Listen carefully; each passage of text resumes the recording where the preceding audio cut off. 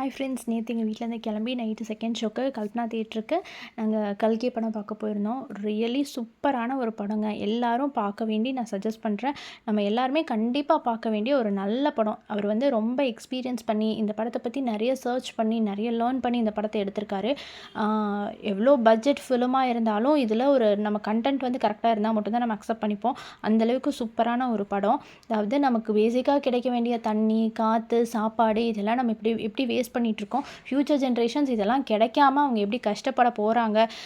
அந்த கஷ்டத்துக்கு நம்ம தான் இப்போ இது பண்ணிகிட்ருக்கோம், ஸ்டார்ட் அப் பண்ணிகிட்ருக்கோம் அப்படின்னு நினைக்கும்போது ரொம்பவே கஷ்டமாக இருக்குது.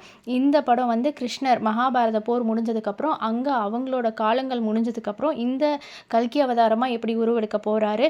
அவர் ஒரு வயிற்றில் கருவை உருவாகி அந்த கருவை காப்பாற்றி கல்கி அவதாரம் எடுத்து எப்படி இந்த கல்கி அவதாரம் உருவெடுக்க போகுது அப்படிங்கிறத பற்றி இந்த படத்தில் சூப்பராக எக்ஸ்பிளைன் பண்ணியிருக்காங்க. இது பார்ட் 1 தான். இந்த பார்ட் 2க்காக பர்சனலாக நான் ரொம்ப ஈகராக வெயிட் பண்ணிருக்கேன். நீங்கள் பார்த்துட்டு கமெண்ட் செக்ஷனில் எப்படி இருந்ததுன்னு எனக்கு சொல்லுங்கள். டாடா.